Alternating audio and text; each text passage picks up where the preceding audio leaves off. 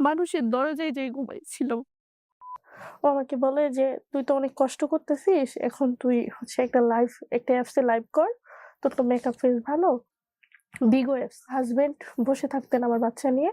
আমি লাইভ করতাম একপাশে হাসব্যান্ড বসে। পাশে বসে থাকতো আমি লাইভ আর করতাম। আপনি হাসব্যান্ডকে দেখাইতেন না। শুধু আপনাকে দেখা যেত। হ্যাঁ, হ্যাঁ। তো তখন অব্দি মানে ওই লোকটা জানতো যে আমার হাসব্যান্ড আছে কিন্তু আমার সাথে নাই। মানে আমার হাসব্যান্ডের সঙ্গে আমার অ্যাফেয়ার নাই। আচ্ছা। কি তখন ভয়ংকর চিন্তা করা যায়। আসসালামু আলাইকুম প্রিয় দর্শক এবং শ্রোতা। আল্লাহ সর্ব অবস্থায় আমাদের সবার মঙ্গল করুন। সবসময়ের মতো সেই দোয়া এবং শুভকামনায় জানিয়ে শুরু করছি লাইফের একটি এপিসোড। যদি আপনি আপনার জীবন গল্প বলার জন্য আমাদের সঙ্গে যোগাযোগ করতে চান, সেক্ষেত্রে আমাদের একটি ফোন নাম্বার রয়েছে। ফোন নাম্বার হচ্ছে 09639887777। এছাড়া আপনি চাইলে আমাদেরকে মেইলও করতে পারেন sharemystory24@gmail.com। এই দুটো ঠিকানাই আমার ভিডিওর কোণাতে ফিক্স করে দেয়া আছে। আপনারা চাইলে ওখান থেকে ঢুকে নেবেন। সো লাইফে আজকে কে রয়েছে একটু পরিচিত হই। নাম কি আপনার? জি, আমার নাম বয়স কত আপনার? আমার ২০০১ এ বার্থ অফ ডেট এ আছে। ২০০১ এ জন্ম আপনার। হুম, হুম। তার মানে আপনার ২৪ বছর বয়স ২০২৫ এ যদি বলি। জি। জন্ম জেলা? জন্ম জেলা নওগাঁ। নওগাঁতে। বলেন কি গল্প শুনি। আমার বয়স যখন ১ বছর, আমার ভাইয়ের বয়স ৫ বছর। জি। আমার আম্মু আমার আমাকে নিয়ে আমার ভাইকে রেখে আমার আমার বাবার আপন ফুফাতো ভাইয়ের সঙ্গে চলে আসেন। মানে চলে আসা এসে বলতে কি উনার সাথে সম্পর্ক ছিল? হ্যাঁ, হ্যাঁ, উনি মানে গ্রামের ভাষায় বলে পলায় গেছে। এরকম একটা কথা আরকি। বিয়ে করছে আরকি পলায় এসে। আমি যেহেতু ছোট ছিলাম, আমাকে ঢাকায় নিয়ে আসেন। তো ঢাকায় এসে আমার আম্মু গার্মেন্টস এ চাকরি করেন। আমার যে চাচা উনিও গার্মেন্টস এ চাকরি করেন। জি। আমাকে রেখে যেতেন বাসায় একা, একা। হুম। আমি একা, একা থাকতাম। তো থাকতে, থাকতে যখন আমার বয়স ২.৫ বছর আমার একটু, একটু মনে পড়ে আরকি আবছা, আবছা। আমার বাবারা হচ্ছে ৪ ভাই। ৪ ভাই ৪ বোন। হুম। তো আমার আরেকটা চাচা একটু বোকাটে টাইপের আরকি। আমার বংশের ভিতরে আমি একটাই মেয়ে। আমার আর কোনো বোন নাই আরকি। বাবার আদরের মেয়ে আমি। তো আমার বাবা আমার অনেক ভেঙে গেছে মানে এক কথায় অসুস্থ হয়ে গেছে আমাকে আনার পরে। তো একটা মাঠের ভিতরে আমার আম্মুর পেটে ছুরি ধরছিল সন্ধ্যাবেলা। আপনার বাবা? না আমার চাচা যে, "কে দিয়ে দে নয়তো হচ্ছে তোকে মেরে ফেলবো।" আমি প্রচুর ভয়ে কান্না করতেছিলাম। হুম। ওই মাঠে আমি দাঁড়ায় আছি আমার চাচার সঙ্গে। আমার আম্মু রুমে যেয়ে আমার কাপড়-চোপড় এনে আমার চাচার সঙ্গে আমাকে দিয়ে দেন। আচ্ছা, এগুলো আপনি কার কাছ থেকে শুনেছেন?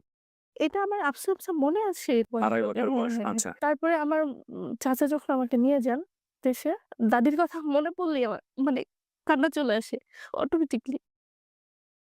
আমার বড় মা আরকি, আমার বড় চাচু। তো উনার হচ্ছে বাচ্চা-কাচ্চা হয়, মারা যায়। তো উনি আমাকে পালেন ৫ বছর পর্যন্ত। তারপর উনার বেবি কনসিভ করে। তো ৫ বছর বয়সে আমি আমার নানুর বাড়িতে আমার নানু অসুস্থ। তো আমার মামা বললেন যে, "দাও তাইলে আমার আম্মু অসুস্থ ওখানে থাকতে পারবে। অন্তত ভালো খাইতে পারবে ২ বেলা।" আমার আব্বুকে আমি একসঙ্গে ৩ টা স্কুলে পড়াশোনা করছি। যখন যেখানে থাকতাম সেখানে গিয়ে পড়তেন। সেইখানে বইয়ে পড়তাম। হুম। তারপর কখনো আমাদের বাড়িতে থাকতাম আমার নানুর বাড়ি আমাদের বাড়ি থেকে ৳১০ ভাড়া লাগে মানে ভ্যান ভাড়া আরকি। তখন নানু বাড়িতে থাকতাম। আমি ৬ বছর বয়সে আমার বাবাকে আমি রান্না করে খাওয়াইছি। আমার বাবা তখনও বিয়ে করেনি। আমার কথা ভেবে যে আমাকে কষ্ট দিবে। বাবা কি করতো আপনার? আমার বাবা হচ্ছে ওই যে ওই সময়টাতে? কাঁচা সবজির ব্যবসা করতেন আরকি। যে আচ্ছা। এক জেলা থেকে আরেক জেলা নিয়ে যাইতেন এরকম। ওকে। আমার ভাই তখন ছিল। আমার ভাইয়ের রান্না আমার রান্না করতাম আমি। আমার ভাইকে স্কুলে ভর্তি করে দেয়, মাদ্রাসায় ভর্তি করে দেয়। ও একটু পড়াশোনা করতে চাইতো না। পরে আমার আরেকটা মামা চট্টগ্রাম থাকেন। তো ওই মামার কাছে পাঠায় দেয় আমার ভাইকে। দেওয়ার পর আমি একা হয়ে যাই। আমার বাবা অনেক রাত্রে আসেন ১২টা ১টা এরকম টাইমে আসেন। বাচ্চা একটা মেয়ে বাড়ি একা থাকি গ্রামের। তখন আমার দাদির বাড়িতে একটু ঘুমাইতে যেতাম। ঘুমাইতে দিত না। বলত তোদের বাড়ি যাই ঘুমা। বড় আম্মার বাড়িতে যেতাম বলত কি ছুটি ঘর এখানে ঢুকবি না। কি ঘর? ছুটি ঘর তখন আমার বড় আম্মার বাবু হইছে সবে। ও আচ্ছা। মানুষের দরজায় যেয়ে ঘুমাইছিলাম। এত কষ্ট করেছি। আমার দাদি কিন্তু চাইলেই আমাকে আদর যত্ন করে বড় করতে পারত। সেটা করেনি। আমি হচ্ছে লার্কি আছে না? গ্রামাঞ্চলে আমি রান্না করব লার্কি শেষ হয়ে যেত। যদি আমার দাদির ওখান থেকে একটা আমাদের দেশে লারা বলে ওই যে ধান কেটে যে রাখে ওটা একটু নিয়ে এসে যদি জাল ধরাইতাম আমাকে মারতো। প্রচুর অত্যাচার করতো। মানে সৎ মায়ের মতো ব্যবহার করতো আমার দাদি। তো আমি স্কুলে যাইতাম, স্কুল থেকে এসে রান্না করতাম। এভাবে আব্বু আসতো অনেক রাত্রে আসতো, আমি সকালবেলা চলে যেত। তো আমি এভাবে পড়াশোনা করি। আর এভাবেই চলে নানির বাড়ি কখনো, কখনো আমাদের বাড়ি এভাবে যখন আমি 6 এ 7 এ পড়ি, আমার মা এর ভিতরে মাঝে, মাঝে কল দিতেন। আমাদেরই মানে যার মাধ্যমে আমার মার সম্পর্কটা হয় তাকে কল দিতেন। তখন তো বাটন ফোন ছিল, Nokia ফোনগুলা।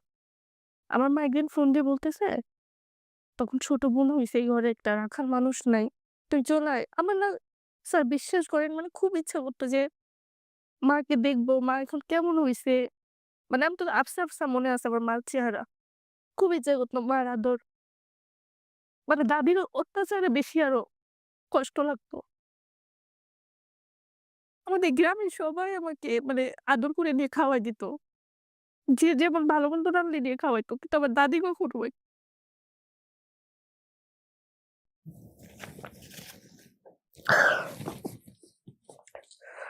তো আমার ওই বোনকে মানে চাচাতো বোন হয় আমার। বোনকে বলতেছে যে, "আশিকে নিয়ে আয়।" আমি আমার ওই বোনের সঙ্গে চলে আসি। ঢাকাতে আমার আব্বু আমার পা ধরে কান্না করছে, "যাস না।"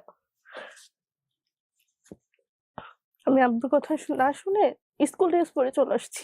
কোন ঢাকায় ক্লাসে পড়তেন? 7 এ পড়তাম। ঢাকায় চলে আসছি। জি। আপনি যখন আসছেন তখন কি আপনার বাবা ম্যারিড? বিয়ে করছে আবার? না, বিয়ে করে নাই? আমি আসার ১ মাস পরেই বিয়ে করছি।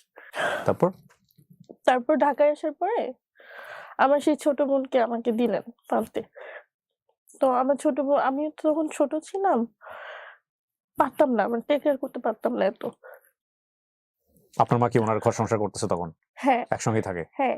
ওকে, একটা রুমে থাকে, চান্দুরা ওকে। থাকে। হুম। তো তখন আমি যখন পারতেছি না আমার আম্মু দেখতো, তখন প্রচুর অত্যাচার করতো আমাকে। অত্যাচার যে, বলতে? "তোকে নিয়ে আসলাম দেখার জন্য, উনাকে উনাকে দেখতে পারিস না।" মানে মারধর করতো। হুম। তারপরে আমার বোনকে দিয়ে দিলেন আমার খালার কাছে হুম। গ্রামে। দিয়ে আমাকে একটা তখন আমার বয়স কত? 6 এ পড়ি, ১২-১৩ বছর হবে এরকম। হুম। আমাকে নুডলস ফ্যাক্টরিতে একটা ফ্যাক্টরিতে নিয়ে দিলেন। লেখাপড়া বন্ধ? বন্ধ। ৳১২০০ স্যালারি পাইতাম আমি। কিছুদিন পর ওইটা বন্ধ হয়ে গেল। আরেকটা ছোট গার্মেন্টস ছিল, গেঞ্জি সেলাই করতো, সেখানে দিলেন। সেখান থেকে মোটামুটি আমি ১ বছরের মতো ওখানে থাকি আরকি। সব মানে মেশিন-টেশিন চালাইতে পারি। গার্মেন্টস এর আরকি হুম। সব বুঝি তখন। হুম। তখন অব্দি আমি স্যালারি পাইতাম, আম্মুকে এনে দিতাম। তো একদিন আমাকে এত বেশি মারে, তো আমি তখন হচ্ছে আমাদের রাস্তার সাথে বাসা তো। আমি বলতেছি, "আমি মরে যাবো, থাকবো না।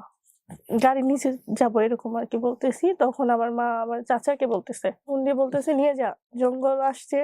মানে বাজে বিহেভ করতেছে আরকি। তখন আমার চাচা বলল কি, আমার ফুপু আবার সিঙ্গাপুর। তো তখন আমার ফুপুর কাছে আমাকে পাঠায় দেন। হুম। আপনি মার কাছে থাকতে পারলেন না তার মানে? না। ওকে।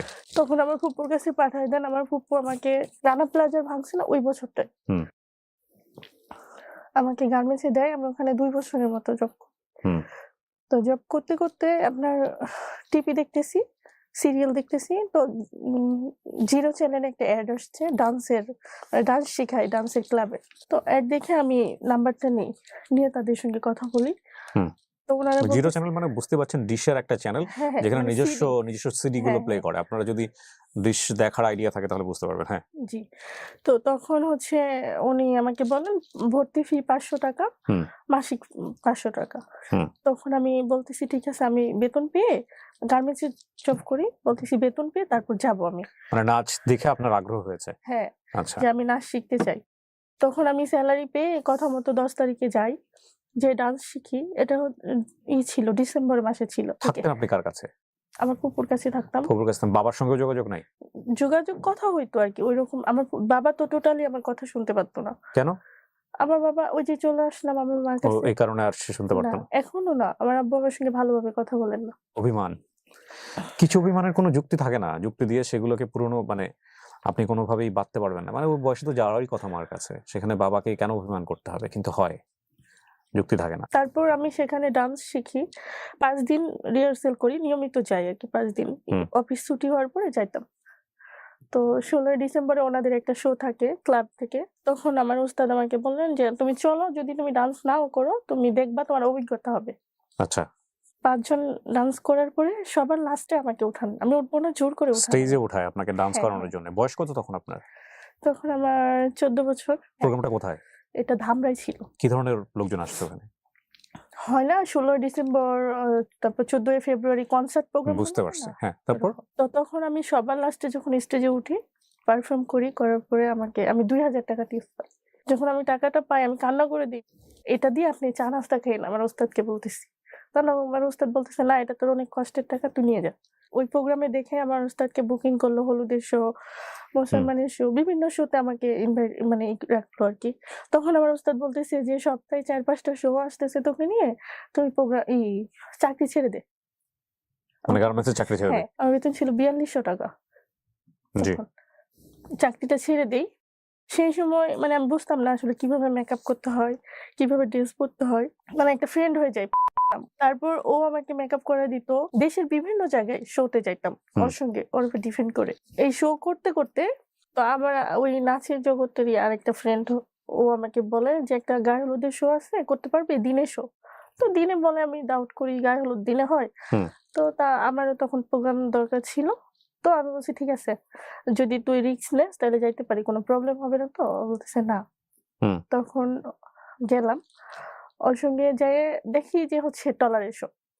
তো আমি স্টেজে উঠবো মানে নৌকায় উঠবো না। প্রচুর তর্কাতর্কি শুরু করে দিই। এত সিনক্রেট করছি যে আশেপাশে সব লোকজন জড়ো হয়ে গেছে। হুম। ওর ছিল প্রচুর পটানোর চেষ্টা করে, বোঝানোর চেষ্টা করে যে, "ওঠেন, কোন প্রবলেম হবে না। আমরা আছি, আমরা হুম। দেখব।" হুম। তো এমনভাবে পটাইছে যে আমি উঠে গেলাম। নৌকাতে ওঠার পরে কোনো প্রবলেম হয় নাই। হুম। উনার কথা অনুযায়ী উনি প্রচুর টেক কেয়ার করছে আমাকে। সকাল ১২ টায় গেছি, সন্ধ্যায় ৫ টায় হুম। মানে নামায় দিছে। পেমেন্টটা দেয় নাই। এই মেয়েটা অতিরিক্ত ভাব দেখাইছে, পেমেন্ট দিব না। কে বলেছে এটা? মানে তাদের দল এরা বলছে আরকি। ওকে। তখন আমি বলছি, "পেমেন্ট লাগবে না। আমার প্রচুর ক্লান্ত লাগতেছে। আমি বাসায় যাবো।" তারপর বাসায় যেয়ে উনি আমার নাম্বারটা কিভাবে রাখছে আমি জানি না। তো জি। আমাকে কল দেন, কথা বলেন। তখন আমি ওনাকে প্রচুর গালাগালি করি যে, "আমার পেমেন্টটা দিলেন না, এটা সেটা।" পরের দিন উনি আমাকে ফোন দিয়ে বললেন, "আমি তো আপনাদের এলাকায়। আসেন মিট করি।" ওনার সঙ্গে ফ্যান্টাসিতে ঘুরি আমি সেদিন। জানি না কি হইলো পরের দিনই আমাকে আমাকে বাজে অফার করছে। আমি বলছি, "না, আমি এসব করি না। আমি ঐরকম মেয়ে না।" তো উনি বলতেছে, "আমি তোমাকে বিয়ে করব।" এই ছেলেটা বলেছে আপনাকে? জি।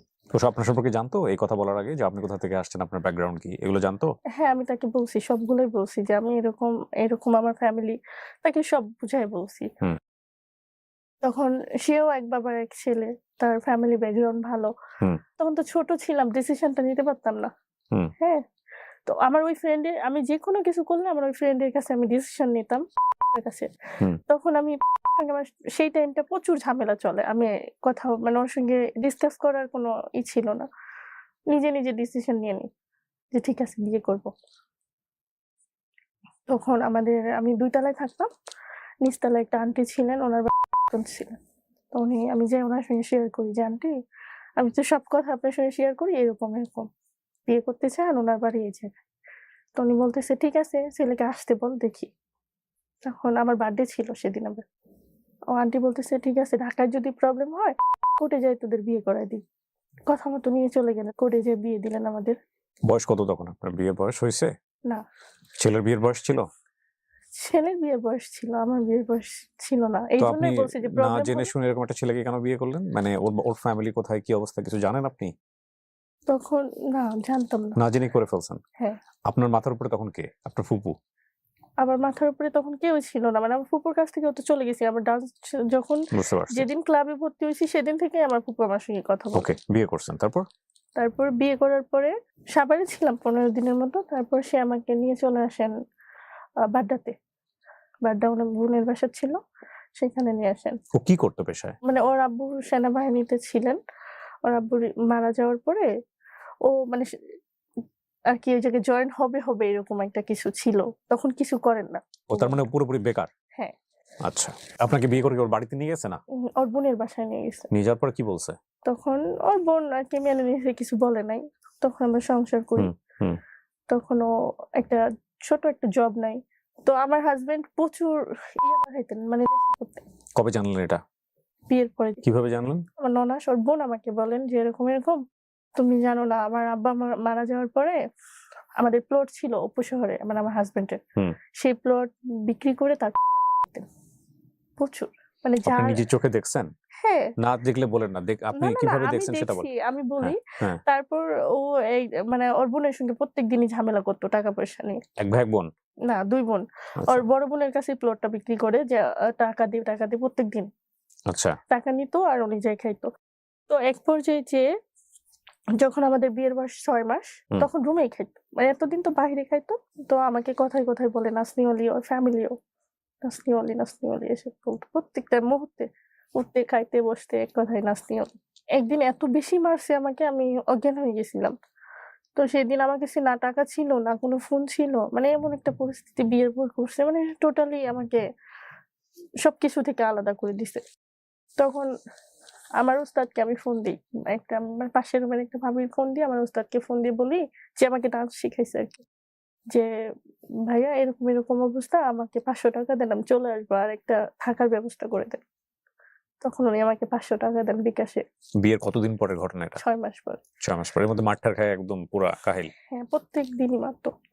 তো তখন ওই আমার যখন বিয়ে করছেন তখন বয়স কত আপনার?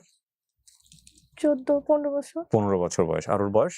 ২২ বছর মেবি। হুম। আমি তখন গেলাম ওর কাছ থেকে যাওয়ার পরে আমার ফ্রেন্ডের ওই যে বাসায় গেলাম। হুম। যে এর সঙ্গে থাকলাম আবার শো করতেছি, প্রোগ্রাম করতেছি ডান্স। করতে, করতে ১ বছর আলাদা ছিলাম। ১ বছর পরে ওর বোন আমার সঙ্গে কনট্যাক্ট করার চেষ্টা করে। ওর বোনকে আপনার দিয়ে ভাইগুলো কোথায় তখন? ওই যে আমার মামার বাড়ি চট্টগ্রাম। ও ও মামার বাড়িতে। হ্যাঁ, ও মামার বাড়ি কিন্তু আমার আপনার জীবনটা এরকম হয়ে গেছে। কখনো মামা, কখনো মা, হ্যাঁ, কখনো হ্যাঁ, বাবা। হ্যাঁ। তো এক জায়গায় সেটেল হলেন না কেন আপনি? আমার আসলে ওই বয়সটাই ছিল না বয়সটাই আমি। ছিল না। That's a good answer. জি। আমি তখন ওই ১ বছর আলাদা থাকার পরে আমার ননাস আমাকে বিভিন্নভাবে কনভিন্স করে যে, "আসো, সংসার করো" এটা। তো তারপরে আমি আমার ননদের কথা শুনে আসি। প্রোগ্রাম আবার ছেড়ে দিই। হুম। দিয়ে আসি। আসার পরে আমি আবার চলে যাই। ৬ মাস পর আবার এরকম ঝামেলা হয়, মারধর প্রতিনিয়তই। আবার চলে যাই। হুম। লাস্ট বারে আমি মানে কোনো কিছুতেই আসবো না। আমাকে মানে সবার সামনে পায়ে ধরে নিয়ে আসছে। কখনোই সে আমাকে মারবে না। হুম। আসার পরে আমার বাবু পেটে আসে। আবার আমাকে মারে। এত বেশি মারে তখন আমার বাবুর বয়স ৪ মাস মানে পেটে। হুম। তখন আমার আম্মুকে আমি ফোন দিয়ে বলি যে এরকম, এরকম অবস্থা। তখন আমার আম্মু বলতেছে যে, "তুই আয়, তোকে আমি বাচ্চাটা নষ্ট করে দিই।" আমি বলতেছি, "না আসলে যখন আমার" বাচ্চা পেটে আসছে তখনও কি আপনার বিয়ে হওয়ার বয়স হয়েছে? হ্যাঁ, হ্যাঁ, হ্যাঁ, তখন তখন আমার বিয়ে হওয়ার বয়স বয়স। হয়েছে। হ্যাঁ, হ্যাঁ। বিয়ের কত বছর পরে? বিয়ের ৪ বছর পরে। ৪ বছর পরে। ওকে। তখন আমার আম্মুকে আমি বলি যে, "না আমি বাচ্চাটা নষ্ট করতে চাই না। আমার বাঁচার জন্য কেউ নাই। হুম।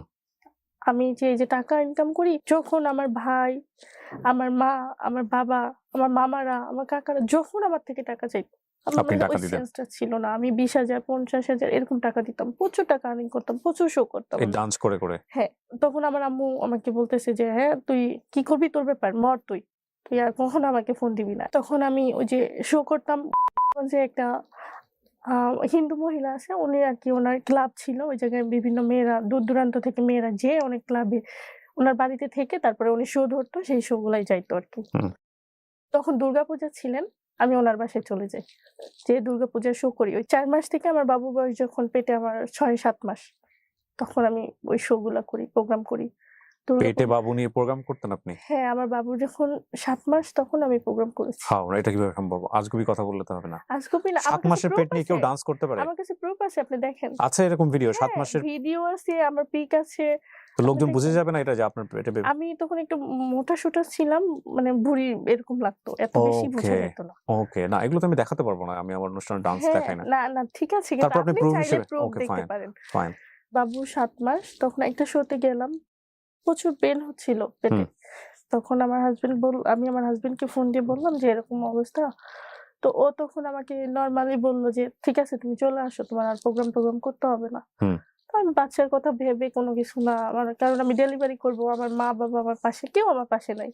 তো আমি সেই কথা ভেবে আমার হাসব্যান্ডের কাছে যাই। তখন আমার হাসব্যান্ড বেকার ছিলেন। যাওয়ার পরে যে আমার চাচা আরকি আমার সৎ বাপ, সে ভালো পোস্টে জব করে গার্মেন্টস এ। তাকে বুঝাইয়ে আমার হাসব্যান্ডকে একটা জব দিয়ে দেই গার্মেন্টস এ আরকি। আচ্ছা। তখন ও ১ সপ্তাহ নাইট ছিল, ১ সপ্তাহ ডে ছিল এরকম। Day night. তখন ওই যে নাইট যে ছিল সেই সপ্তাহটা যাইতে চাইত না। ডে হইলে যাইতো। আর প্রচুর মারধর করতো আমাকে। আচ্ছা। প্রচুর, হ্যাঁ। এমনও আছে ৭ মাসের পেটে আমাকে লাথি মেরে অজ্ঞান করে রাখছে। আশেপাশে সবাই ভাবতেছে আমার বাচ্চাটা মারা যাবে। মানে মাথায় পানি-টানি দিচ্ছে এরকম অবস্থা। আমার মা পাশাপাশি ছিলেন। ১০ মিনিটের ডিফারেন্স ছিল আমাদের বাসায়। আমাকে কখনো দেখতে আসেন। আমার হাসব্যান্ড ২ মাস জবটা করছে। বাচ্চা হওয়ার আগে জবটা ছেড়ে দিছে। তখন আমার ডেলিভারি করবে, টাকা লাগবে। সিজার হবে আমার। আমার হাসব্যান্ডের বাড়ি থেকে কিছু টাকা দেন। আমার মার কাছে আমি কান্না করছি পা ধরে। আমার মা ৳১ দেওয়ার জন্য রাজি হয় নাই। আমার বাপকে বলছি, আমার বাপ তখন আমাকে ৳৫,০০০ দিছিলেন। আমার বাপ হচ্ছে গ্রামের অত্যন্ত সহজ সরল একটা মানুষ। হুম। আমার ডেলিভারিটা হয় ১৫ থেকে ২০ দিন মেবি। তখন আমি প্রোগ্রাম করি। কি বলেন? হ্যাঁ, আমি আমার বাচ্চাকে রেখে যেয়ে যখন প্রোগ্রাম করি, আমার বাচ্চা দুধ খাওয়ার সময় হইলে আমার ড্রেস, লেহেঙ্গা ভিজে যেত। এরকম হইতো। বাচ্চাটা কোথায় থাকতো? আমার হাসব্যান্ডের কাছে থাকতো। তো হাসব্যান্ড আপনাকে দিত এই অবস্থায় প্রোগ্রাম করতে? বাধ্য, খাবে কি বাচ্চা? ও কি তখন ইয়াবা নিচ্ছে? না তখন আবার কিভাবে নিবে? তখন টাকা নাই। টাকা শেষ। ও কিছু করে না? না। তারপরে কি হলো? তো ডান্স করতাম নিয়মিত এরকম ৬ মাস আমার বাচ্চার বয়স, তখন ডান্স ছেড়ে দিই আরকি। তো আমার একটা ফ্রেন্ড ও আমাকে বলে যে, "তুই তো অনেক কষ্ট করতেছিস। এখন তুই হচ্ছে একটা অ্যাপসে লাইভ কর। তোর তো মেকআপ ফেস ভালো। ওখান থেকে যদি কিছু আসে তোর প্লাস পয়েন্ট হবে। তো বাচ্চার কাছেও থাকতে পারলি, বাইরে যাইতে হইলো না।" হুম। বিগো অ্যাপস। তখন আমি ওর কথা মতো ওই অ্যাপসটা ডাউনলোড করি। ভিগো লাইভ সম্পর্কে আগে জানতেন? ওকে। ওইদিনই আমি হচ্ছে ডাউনলোড করি। করার পরে একটা এজেন্সির মাধ্যমে লাইভ করি। এজেন্সি বলতে আমি বিস্তারিত জানতে চাই। ওই অ্যাপসে গেলেই বলে হোস্টিং নিবেন নাকি? মানে বিভিন্ন এজেন্সিরা হচ্ছে বলে হোস্টিং নেন। এজেন্সির লাভ কি আপনাকে হোস্টিং? এজেন্সির লাভ হচ্ছে যে আমার আইডিতে যদি আমাকে কেউ যদি হচ্ছে ২০,০০০ ডায়মন্ড গিফট করে, মানে ওখানকার কয়েন আরকি ২০,০০০ ডায়মন্ড গিফট করে, তো এটা থেকে ডলার আসবে ৳১৯,০০০ পাবো আমি। আর ওই এজেন্সি পাবে, এখান থেকে এজেন্সিও পাবে। এজেন্সি কেন পাবে? এজেন্সি আপনাকে কি সুবিধা দেবে? এজেন্সি আমাকে পরিচালনা করতেছে। কিভাবে? উনি আমাকে ওই টাকাটা উইথড্র করে বিকাশ থেকে দিবে। আচ্ছা, ওকে। আমার কিছু জানা নাই। ভিগো লাইভ নিয়ে আপনারা নিশ্চয়ই জানেন যে কিছুদিন আগে কিন্তু আমাদের এরকম একজন অভিনেত্রী মারা যাওয়ার পরে এই ভিগো লাইভ অ্যাপটা নিয়ে অত্যন্ত সমালোচনা তৈরি হয়। উনার লাইফের মধ্যে যেহেতু ভিগো লাইভ ঘটনাটা আছে, সো যে কারণে উনার কাছ থেকে জানতে চাচ্ছি। হ্যাঁ, তারপরে কি হলো? তারপর ওই বিগো লাইফে একজন আসে, যে আমাকে প্রচুর গিফট করেন। মানে ডায়মন্ড খেলে আরকি। খেলে আমাকে গিফট করেন। তখন আমি ওনার সাথে কি কথোপকথন হয়? মানে কথা হ্যাঁ, বলা যায়? কথা হয় তখন আমার। আচ্ছা। উনি আমাকে প্রচুর লোভ লালসা দেখায়। তখন এরকম আমার স্টোরিটা বলি, আমি ডান্স করতাম। তো উনি আমাকে বলে যে, "লাইভ করতে হবে না। তুমি কত টাকা পাও লাইভে? আমি দিব। তোমার লাইভে আর আসতে হবে না।" তখন আমি এটা আমার এজেন্সিকে জানাই। বলে কি, "না এসব ফালতু। এরকম কত আসবে তোমার? কত গেস্ট আসবে? সবাইকে ধরে রাখতে হবে। সবাইকে মিষ্টি কথা বলে ধরে রাখো।" প্রচুর টাকা নষ্ট করত। মানে ওই জুয়া খেলতেন, আমাকে গিফট করতেন। আমি হচ্ছে মাসে ৩০,০০০ ৳৪০,০০০ উঠাইতাম তখন ঘরে বসে ওই ভিডিও থেকে। টাকাটা কোথায় আসতো? বিকাশে? বিকাশে। হাসব্যান্ড বসে থাকতেন আমার বাচ্চা নিয়ে, আমি লাইভ করতাম। একপাশে হাসব্যান্ড বসে পাশে বসে থাকতো আমি লাইভ আর করতাম। আপনি লাইভ হাসব্যান্ডকে দেখাইতেন না। শুধু আপনাকে দেখা যেত। হ্যাঁ। তো তখন অব্দি মানে ওই লোকটা জানতো যে আমার হাসব্যান্ড আছে কিন্তু আমার সাথে নাই। মানে আমার হাসব্যান্ডের সঙ্গে আমার অ্যাফেয়ার নাই। এটা আচ্ছা, জানতো। সেপারেশন এ আছেন। হ্যাঁ, এটা জানতো। হাসব্যান্ডের কথা বললে তো অবশ্যই আমাকে গিফট করবে না। তখন আমারও মানে একটা ভিতরে কাজ করতো যে আমার বাচ্চা নিয়ে আমাকে ভালো থাকতে হবে। আমার হাসব্যান্ডের সঙ্গে আমার প্রচুর ঝামেলা হয়। প্রত্যেকদিনই ঝামেলা হয় বিগো লাইফ নিয়ে। কেন? ওই যে ছেলেটা আমাকে ফোন দেয়, কথা বলতে হয়। এটা তো আপনার হাসব্যান্ডও জানে। টাইম দিতে হয় ওই ছেলেটাকে। এইজন্য আমার হাসব্যান্ড জেলাস ফিল করতো আর আমার সঙ্গে ঝামেলা করতো। আবার কিছু বলতেও পারে না কারণ ওর কাছ থেকে তো টাকা আসে। হ্যাঁ। কি তখন ভয়ংকর চিন্তা করা যায়। এরকম হতে একদিন আমার হাসব্যান্ডের সঙ্গে প্রচুর ঝামেলা হয় ঈদের আগে। তখন আমি বলি যে আমি বাড়ি যাবো। ওই ছেলেটা তখন আমাকে ৳১০,০০০ পাঠান। তো আপনার হাসব্যান্ড ছেড়ে দিতে বলে আপনি ছাড়েননি কেন? বলি, তখন আমি বাড়ি যাই। ছোট থেকে এই পর্যন্ত মেবি ৩ বার গেছি হুম। গ্রামের বাড়িতে। মানে এত কেউ কেয়ার করে না, এইজন্য আমি যাই না। আর যখন টাকা দিতাম তখন কেয়ার করতো, তখন ২ বার গেছিলাম। ভিগো লাইভে আপনি যে ডান্স করতেন, এখানে কি সবাই দেখতে পেত নাকি শুধু উনি দেখতেন? সবাই দেখতে পারত। ওয়ার্ল্ডের সবাই। যে কেউ? হ্যাঁ। তাহলে উনি শুধু আপনাকে গিফট করতে কেন?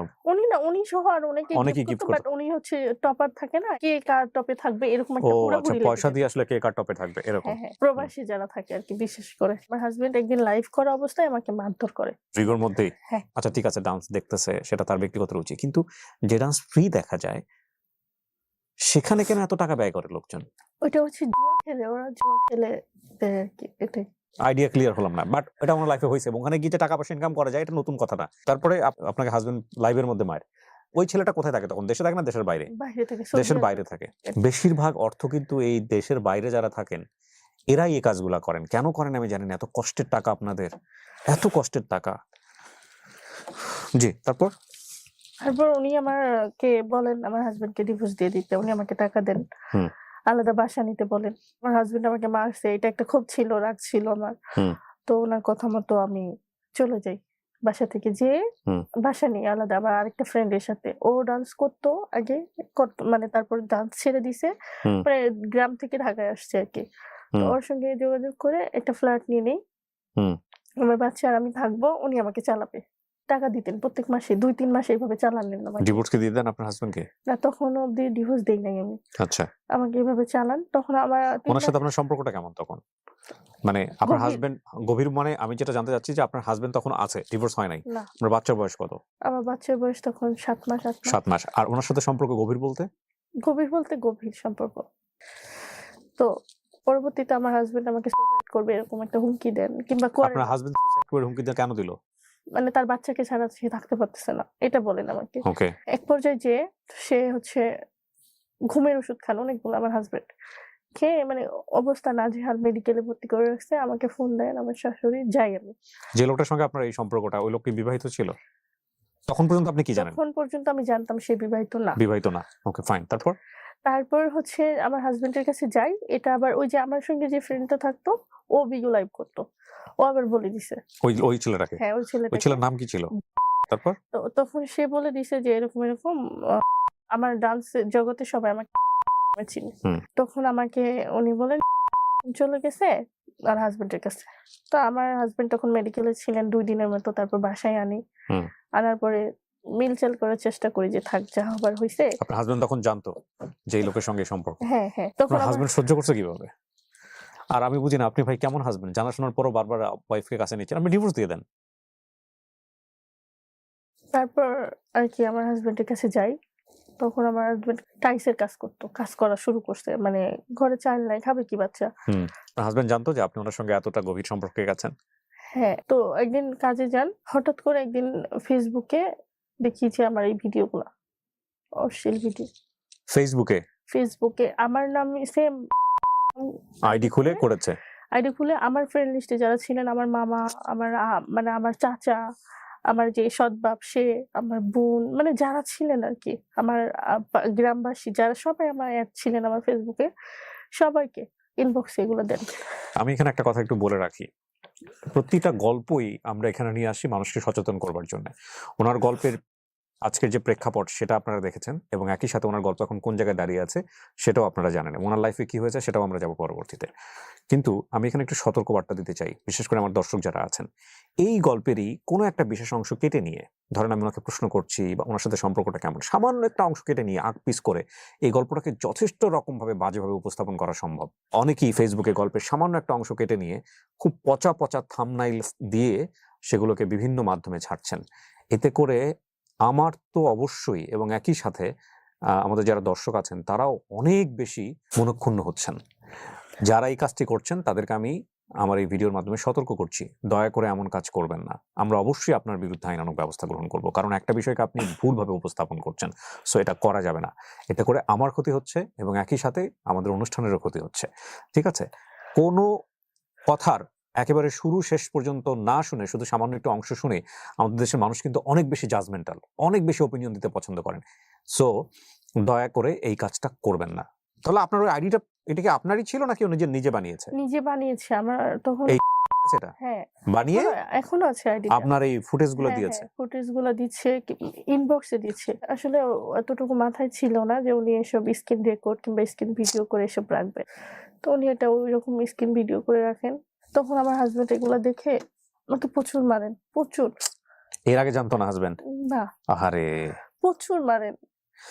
মারবে কি? ওর তো মাথা খারাপ হয়ে যাওয়ার কথা হ্যাঁ, এগুলো দেখার পরে। আপনি ওকে মানে না জানিয়ে আপনি তো প্রচুর মারার পরে আমি তো মারে কি? মানে ওই সময়টাতে একটা ছেলের ব্রেন আউট হয়ে যাওয়ার স্বাভাবিক। কারণ তার ওয়াইফ না থাকলে ঠিক আছে ফাইন। কিন্তু এই যেহেতু জিনিসপত্র যখন তার চোখের সামনে পড়ছে, শুধু ছেলে না, একটা মেয়ে হলেও কি ধরনের চিন্তা ভাবনা, কি অবস্থা দাঁড়াবে?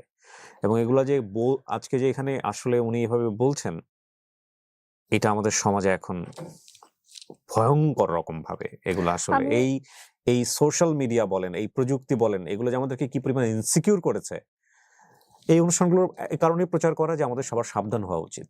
আমি এই টপিকগুলো না বললে আমি জানি আমি এই শো থেকে যাওয়ার পরে আমার ওই ভিডিওগুলো ভাইরাল হয়ে যাবে। এগুলা নিয়ে আমি জানি। এইজন্যই বললাম। খাইতে হবে বাস্তবে সে তো আমাকে লোভ লালসা দেখাইছে যে বিয়ে করবে। তখন অবধি সে আপনি আমাকে দোষ স্বীকার করছেন ওই সময়টাতে যে আপনার হ্যাঁ, ভুল হয়েছে হ্যাঁ। এটা? আমার ভুল হইছে। আমার ফেস দেখা যাচ্ছে। আমার দোষ না স্বীকার করে তো ওই কোনো ছেলের উপায় ফেস দেখা গেছে? ওই ছেলে হ্যাঁ, যে ওই ছেলের ফেসও দেখা যাচ্ছে। কত সালের ঘটনা এটা? 22 সালে ঘটনা। আপনি 23 সালে 23 পুলিশের কাছে গেছেন? মামলা না, করেছেন? না, না, কেন যাইনি। করেননি? এখন অব্দি আমার মানে এখন মানে নতুন করে ১ মাস হইছে এগুলা শুরু করতেছি সে যে আমি আপনার জানি হাসব্যান্ডের সহযোগিতা নিয়ে আপনার হাসব্যান্ড সহ আপনি সহ গিয়ে তো এটা আইনের আশ্রয় নিতে পারতেন। করেন নাই আপনারা। না করি নাই। যদি এরকম কখনো কেউ করে ব্ল্যাকমেইল, বাংলাদেশের আইন অনুসারে পর্নোগ্রাফি অ্যাক্ট এবং একই সাথে সাইবার ক্রাইম অ্যাক্ট অনুসারে আপনারা মামলা করতে পারবেন। কোনোভাবেই এটাকে টলারেট করবেন না। কোনো রকম যদি কেউ কোনো ব্ল্যাকমেইলের ঝুঁকি দেয় যে মানে বলে যে তো আরো পাবলিশ করব, কোনোভাবেই ভয় পাবেন না, মামলা করেন। এবং মামলা অবশ্যই করবেন। যদি থানাতে মামলা না হয় কোর্টে যাবেন। কোর্টে গিয়ে মামলা করবেন। হ্যাঁ? জি। তো আমার পরিস্থিতিটা তখন এরকম ছিল প্রত্যেকটা মানুষ আমাকে ফোন দিয়ে বলে ইভেন আমার নিজের ভাই ফোন দিয়ে বলে যে এসব কি? তখন আমি আসলে অনেকবার গেছি। তখন আমার হাসব্যান্ডের সঙ্গে থাকা অবস্থায় গলায় দিয়েছি। ওই তখনও আমাকে মারে যে তুই কেন ঘুরতে যাবি কিংবা এরকম কিছু। আমার হাসব্যান্ড আমাকে প্রচুর ভালোবাসে। কিন্তু আসলে নেশা করতেন তো এইজন্য এরকম। প্রত্যেকটা খোঁটা শুনতে হচ্ছে আমার দোষ আমি করছি আমাকে মানে প্রতিনিয়তই দেখছোস মানে গেছোস এটা দেখাইছোস মানে এরকম খোঁটা দিচ্ছে আমাকে। হুম। আমি আমার হাসব্যান্ডের কাছ থেকে চলে যাই। ওই যে বললাম না আমার যে একজন শো করায় বাসায় মেয়ে রেখে তখন আমার বাচ্চার বয়স ১০ মাস এরকম। হুম। তখন আমার জামাই আমাকে প্রচুর ভালোবাসতেন। বিভিন্ন জায়গায় মানে যেই জায়গায় আমি যেতে পারি পরিচিত সব জায়গায় গেছেন সে আমাকে খোঁজার জন্য। আমি টোটালি সিম-টিম অফ করে মানে আমি চাচ্ছিলাম যে হয়তোবা মরে যাবো নয়তোবা এমন কোথাও যাবো কেউ যেন আমাকে না পায়। তো সেখানে যেয়ে আমি একটা শো করার পর আমার হাসব্যান্ডকে ডিভোর্স দেই। কোর্টের থেকে ডিভোর্স দিয়ে দেওয়ার পরে বাচ্চাকে নিয়ে মানে বাড়ির ভিতরে অপরিচিত একটা জায়গায় গোপন যেখানে আমি চলে আসি। আসার পরে আমার বাচ্চাকে মানুষের কাছে রেখে গার্মেন্টস এ চাকরি নেই। এগুলো সব ছেড়ে ছুড়ে দিয়ে। টোটালি মানে যাতে আমাকে কেউ কোথাও না পায়। তখন কি সম্পর্ক আপনার তো তখন আমার লাইফটা অলরেডি হেল্প করে দিছে। সাথে কমিউনিকেশন আছে তখন মানে আপনার? কারোর সঙ্গে না, আমার হাসব্যান্ডের সঙ্গেও না, সঙ্গেও না। তারপর আমি এখন গার্মেন্টস এ চাকরি করি। এখন মানে আমাকে কোনোভাবে কনভিন্স করতে মানে পারতেছে না আমার মাকে। আমার মার নাম্বার ওর কাছে আছে। হুম। আমার মাকে ফোন দেন, দিয়ে বিভিন্নভাবে থ্রেট করেন যে এগুলো আরো পাবলিক করবে, আরো ছাড়বে। আপনার মার নাম্বার পেল কিভাবে? গভীর সম্পর্ক ছিল সেখান থেকেই দেওয়া আরকি। সবকিছু শেয়ার করছে। সবকিছু হ্যাঁ। আমার মা আমাকে ফোন দিয়ে প্রতিনিয়তই বকে যে এরকম। তো এখন ইদানিং যা করতেছে যে হচ্ছে আমার যাদের সঙ্গে শো করছি মানে প্রোগ্রাম করছি বিভিন্ন অ্যারেঞ্জার তাদের সঙ্গে তো একটা ডান্স প্রোগ্রামে গেলে সেলফি তো তুলে হুম। ফেসবুকে ছাড়ে যে আমরা প্রোগ্রামে আসছি। হুম। তো ওই যে অশ্লীল পিক গুলা পাশাপাশি দাঁড়ায় মানে সেলফি উঠাইছি ওই মাঝখানে অশ্লীল পিক দিয়ে ছাড়তেছে ওই আইডি। এই ছেলের যে কাজটা করছে আপনি নিশ্চিত ওই করতেছে? হ্যাঁ, ওর বাড়ি কোথায় আপনি জানেন? হ্যাঁ। ওর বাবা-মায়ের ঠিকানা জানেন? না ওর বাবা-মার ঠিকানা জানি না কিন্তু ওর বাড়ি কোথায় কোন থানাতে বাড়ি এগুলো বের করতে পারছেন আপনি? হ্যাঁ, এইটার হচ্ছে আপনি অবশ্যই আইনানুগ ব্যবস্থা গ্রহণ করতে পারবেন। এটা তো বাংলাদেশের আইনেই আছে। এটা ব্ল্যাকমেইল করার কোনো সুযোগ নাই। আপনি উনি যদি বাংলাদেশে নাও আসে, আপনি উনার পরিবারের নাম বা সমস্ত কিছু মেনশন করে আপনি থানায় যান। অন্তত একটা জিডি করেন। আপনি আইনানুগ ব্যবস্থা গ্রহণ করেন। সারা জীবন ব্ল্যাকমেইল করবে।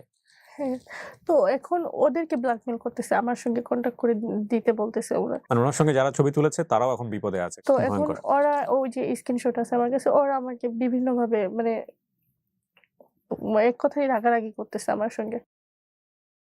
এটা এই রিসেন্টলি ঘটনা। তো আপনার চলে কিভাবে এখন? গার্মেন্টসে জব করি আমি। সাবেক স্বামী মানে এখন তার স্বামী নেই, আপনি ডিভোর্স দিয়ে দিয়েছেন। কত বছর আগে দিয়েছেন? ২ বছর হয়ে গেছে। উনি আর যোগাযোগ করে আপনার সঙ্গে? বাচ্চার সঙ্গে কথা বলে। আপনাকে আর চায় না? চাই মানে আমি চাচ্ছি না আর। কারণ গেলে আবার ওই প্রতিনিয়তই ওই খোঁটা শুনতে হবে। আপনি তাকে মন থেকে ভালোবাসেন আপনার হাসব্যান্ডকে? অবশ্যই। সবচেয়ে বড় ক্ষতিটা তো এটাই করছেন। একটা কথা বলি, বলে অনুষ্ঠানটা শেষ করব।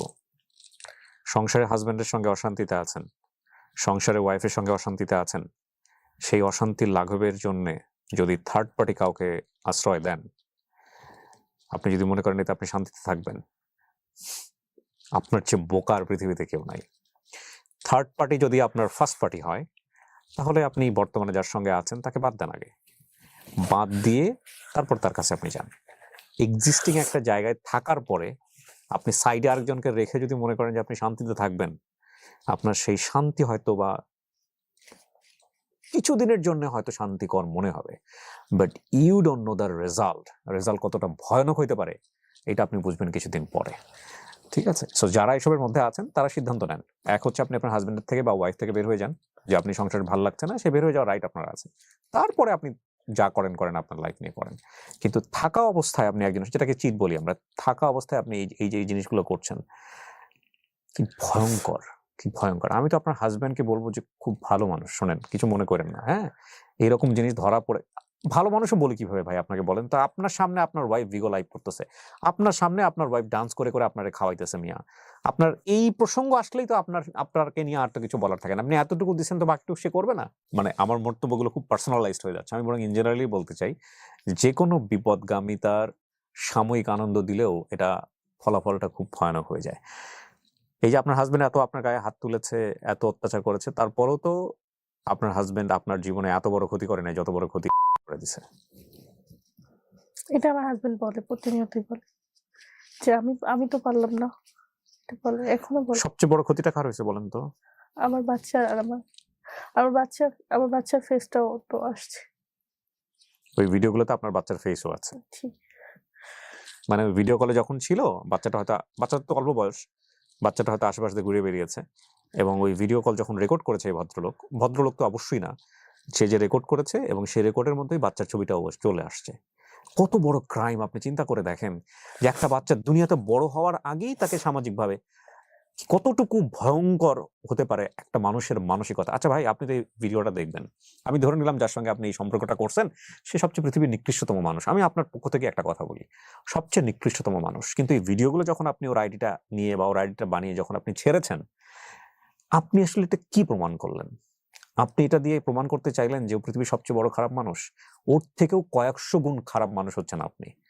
আপনার চেহারাগুলো ওখানে দেখা যাচ্ছে, এবং নট অনলি দ্যাট, ওর যে ছোট বাচ্চাটা, সেই ছোট বাচ্চাটাও কিন্তু এই স্ক্রিনশটগুলোর মধ্যে আছে, এই স্ক্রিন রেকর্ডিং ভিডিওগুলোর মধ্যে আছে। মানে মাথায় কি বিন্দুমাত্র সেন্সটুকু কাজ করে না যে একে তো পাপ, আর দ্বিতীয়ত আমি এই পাপের সাক্ষীগুলো রেখে যাচ্ছি? মানে এই বাচ্চাটার কি অপরাধ ছিল? সামাজিকভাবে এই বাচ্চাটা যখন বড় হবে, এগুলো তো কখনো যাবে না ইন্টারনেট থেকে, তখন এই বাচ্চাটার কাছে মা কি জবাব দিবে, বাপ কি জবাব দিবে? বংশানুক্রমে, মানে জেনারেশন বাই জেনারেশন, এই আপনাদের দুজনের ভুলগুলো তারা ক্যারি করে যাবে। আপনি গল্পটা কেন বললেন বলেন তো? আসলে আমার গল্পটা বলার মেন সেটা ছিল যে আমি যে ভুলটা করছি আর 10টা মেয়ে যেন না করে। ফার্স্ট অফ অল একদম ছোট থেকে যে ভুল ডিসিশন গুলো নিছি এগুলো যেন না, আমাকে দেখে যেন ওরা শিখে। সংসার করতে পারছেন না এরকম অনেকেই আছেন, আমাদের সমাজে আছেন। সংসার থেকে বের হয়ে যাওয়া কোনো অপরাধ নয়। সংসার থেকে বের হয়ে যেতে হলে বের হয়ে যাবো আমরা। হ্যাঁ, সফোকেটিং লাগছে, কোনোভাবে অ্যাডজাস্ট করতে পারছি না, জানি ওই মানুষটাকেই চাই, তারপরও ওই মানুষের সঙ্গে আমার থাকতে হচ্ছে, এবং যখন দূরে থাকতে পারি না, কাছে চলে আসতে হয়, সম্পর্কটা কোনোভাবেই ভালো যাচ্ছে না, মনের ভয়ঙ্কর রকম কষ্ট হবে। তারপরেও যদি আপনার ডিভোর্সে যেতে হয় যান, সেপারেশনে যেতে হবে যান। যাওয়ার পরে আপনার জীবনে যদি কেউ আসে, সেটা তো খুবই ন্যাচারাল, আসতেই পারে। কিন্তু থাকা অবস্থাতেই আপনি আপনার হাজবেন্ডের সঙ্গে বা ওয়াইফের সঙ্গে যদি এই ধরনের কাজ করেন বা করতে থাকেন, the result is not good. আল্লাহ আমাদের সবাইকে মাফ করুক। আমি আপনাকে ধন্যবাদ জানাই যে আপনি সৎ সাহস নিয়ে আজকে এটা এখানে এসে বলেছেন। আমরা যতটুকু পারি প্রেসাইজ করে আমরা গল্পটা এখানে প্রচার করলাম, এবং আপনার এই ভুল থেকে হাজার মানুষ হয়তোবা শিখবে। আসলেই কি শিখবে? এটা হচ্ছে কথা। আপনার বয়স তো অনেক অল্প, আপনি এখন গার্মেন্টস করে আপনি হলো আপনার সন্তানের সঙ্গে আছেন। ঠিক আছে, আপনার রিয়ালাইজেশন আছে, আপনি হয়তো একটা সময় কাটিয়ে উঠতে পারবেন। তবে একটা কথা বলি, আজকে যে ওর যে ভুলটা হয়েছে, এই ভুলের পেছনে কিন্তু ওনার একটা ব্যাকগ্রাউন্ড আছে। ওর লাইফে কোনো মেন্টর ছিল না, বাট মেন্টর থাকার পরেও যে মানুষের জীবনে এত বড় ভুল হয় না এটা কিন্তু না। মেন্টর থাকার পরেও ভুল হয়, সাপোর্ট দেওয়ার পরেও ভুল হয়, অতিরিক্ত শাসন করে সুন্দরভাবে বড় করার পরেও ভুল হয়। এই যে আমি এত কথা বলে যাচ্ছি, এমনও হতে পারে দেখো আমার জীবনে হয়তো এর চেয়েও বড় ভুল আছে। ভুল আমাদের সবারই হয়, কিন্তু এই ভুল থেকে আমরা কি শিখবো সেটাই হচ্ছে ফ্যাক্ট। একজনের ভুল থেকে আমরা অন্তত এতটুকু শিখতে চাই যে আল্লাহ এত বড় ভুল যাতে আমি কখনো না করি। এবং সবসময় এই প্রার্থনাটুকু যেন থাকে যে উনি যেভাবে করেছেন, ওনাকে আঙ্গুল তোলা আমাদের উদ্দেশ্য নয়, ওনাকে জাজমেন্ট করাটা আমাদের উদ্দেশ্য নয়। আমরা যাতে এই ভুলটা এড়িয়ে চলতে পারি। সো আমার এই ভিডিও দেখে আমি যেই ভদ্রলোক এইসব কাজ করছেন তাকেও বিরত থাকতে বলবো যে ভাই আজকে থেকেই শেষ করেন, আর আগায়েন না। প্রত্যেকটা মানুষেরই সুন্দরভাবে বাঁচার রাইট আছে। সুন্দরভাবে বাঁচার রাইট নিয়ে তাকে থাকতে দেন, বাঁচতে দেন। আমরাও চেষ্টা করি ভালোভাবে বাঁচার জন্য। অন্তত এই পথগুলোতে যেন আমাদের কখনো ভুলেও যাতে না যাওয়া হয়। শেষ করছি আজকের মতো। ভালো থাকুন প্রিয় দর্শক এবং শ্রোতা। আসসালামু আলাইকুম।